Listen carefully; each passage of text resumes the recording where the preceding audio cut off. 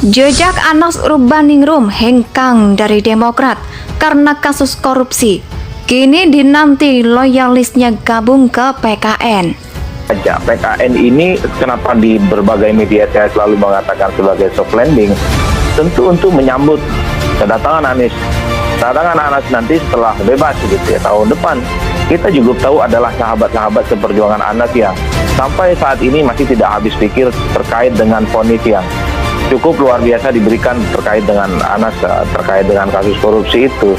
Ini juga diperuntukkan bagi seluruh warga negara bangsa yang menginginkan Nusantara ini kembali bangkit dan menginginkan Indonesia ini menjadi negara unggul. Jadi hanya untuk Mas Anas saja, tapi untuk semua warga negara. Bahwa nanti Mas Anas menjadi bagian keluarga besar di sini, itu mungkin karena menganggap ketika banyak temannya, sahabat keperjuangannya di sini. Tetapi kepastiannya kan kita tunggu nanti, sudah keluar saja belum gitu. Diberlakukan oleh Kementerian Hukum dan HAM, kita bawa semua. Dan sudah diteliti tadi sama petugas di dalam. Memang ada beberapa kekurangan kecil yang harus kami lengkapi. Ya mungkin 1-2 hari ini kami akan melengkapinya dan kami berharap semua berjalan baik dan lancar. Mohon doa dari teman-teman media semua supaya Indonesia sejak dulu kala tetap dipuja-puja bangsa. Nama mantan Ketua Umum Partai Demokrat, Anas Urbaningrum, tak pernah benar-benar hilang dari panggung politik. Anas tengah berada di puncak karir politik karena tersandung kasus korupsi proyek pembangunan Pusat Pendidikan Pelatihan dan Sekolah Olahraga Nasional Hambalang 2013 silam. Awal 2014 Anas ditahan karena kasus yang menjeratnya.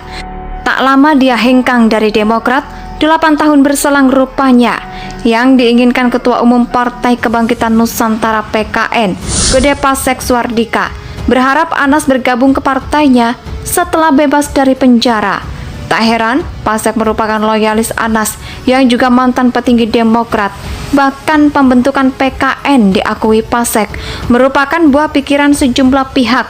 Tak terkecuali ada berikut jejak politik dan kasus hukum Anas Urbaningrum serta eksistensi PKN ini jadi tersangka mundur dari Demokrat setelah Anas dalam kasus korupsi mega proyek Hambalang.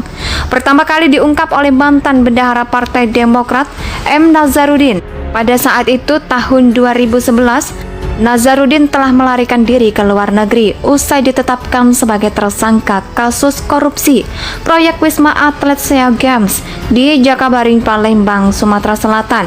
Dari nyanyian Nazarudin, Komisi Pemberantasan Korupsi KPK pun melakukan penyelidikan atas lantas ditetapkan sebagai tersangka pada Februari 2013. Anas baru ditahan pada Januari 2014. Sebulan setelahnya, tepat 23 Februari 2014, dia menyatakan mundur dari Ketua Umum sekaligus kader Demokrat. Hingga potongan hukuman vonis terhadap Anas dijatuhkan pada September 2014 saat itu. Majelis Hakim Pengadilan Tindak Pidana Korupsi Jakarta menghukum Anas 8 tahun penjara dengan denda 300 juta rupiah. Anas dinyatakan terbukti melakukan tindak pidana korupsi dan pencucian uang terkait proyek Hambalang dan proyek APBN lainnya. Namun vonis itu jauh lebih ringan dari tuntutan jaksa KPK yang meminta dia dihukum 15 tahun penjara dan uang pengganti di 94 miliar rupiah serta 5,2 juta dolar Amerika Serikat. Tak atas vonisnya yang atas mengajukan banding ke Pengadilan Tinggi DKI Jakarta pada Februari 2015, Majelis Hakim Banding memutuskan memangkas hukuman Anas 1 tahun menjadi 7 tahun penjara. Namun Anas tetap didenda 300 juta rupiah. Kendati dijatuhi hukuman yang lebih ringan, Anas masih tak puas. Dia melanjutkan permohonan kasasi ke Mahkamah Agung pada Juni 2015. MA menyatakan menolak permohonan Anas. Majelis Hakim Kasasi yang dipimpin oleh ADST Joal Kostar kala itu justru menjatuhkan vonis 12 tahun penjara ke Anas. Mantan anggota Komisi Pemilihan Umum KPU tersebut juga diharuskan membayar denda 6 miliar rupiah subsidi 1 tahun dan 4 bulan kurungan. Selain itu, Anas diwajibkan membayar uang pengganti sebesar 57,5 triliun rupiah.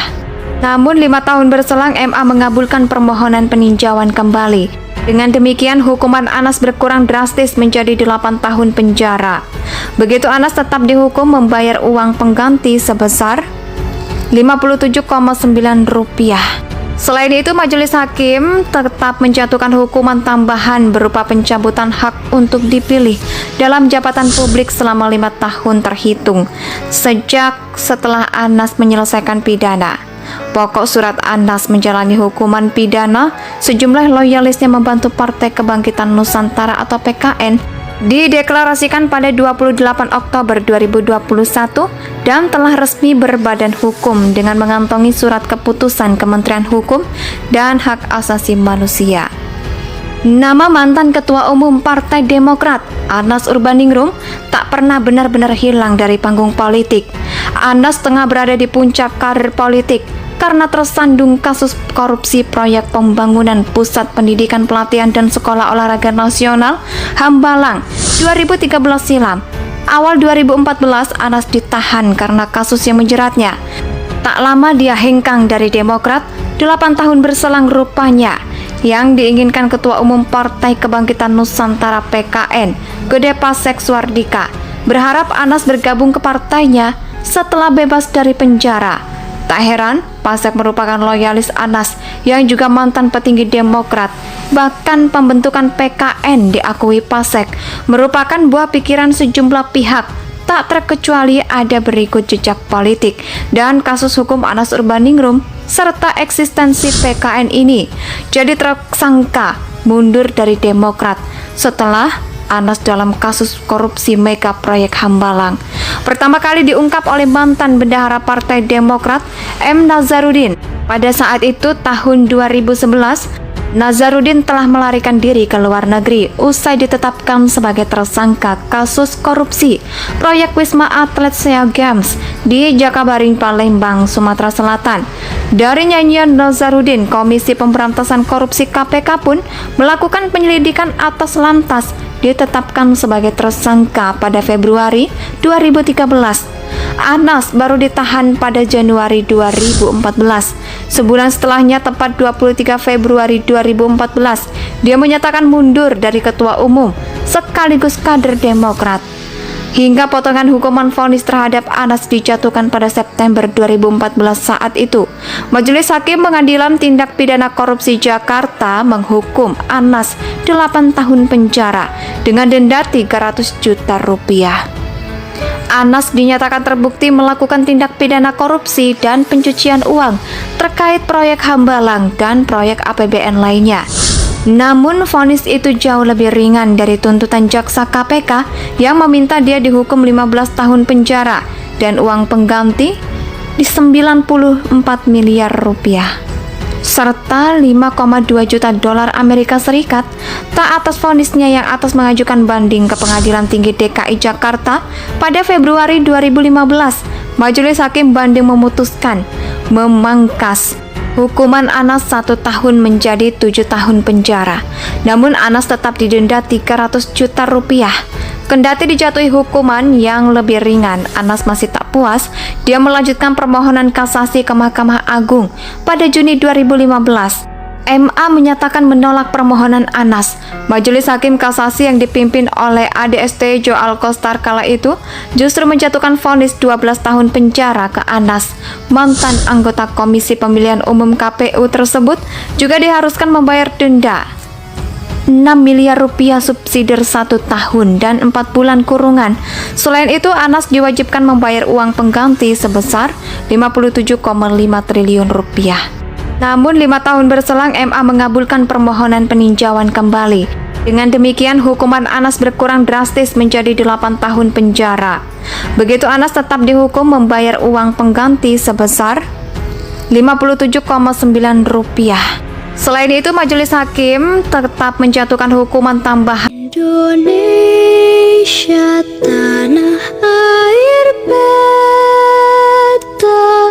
pusaka abadi nan jaya.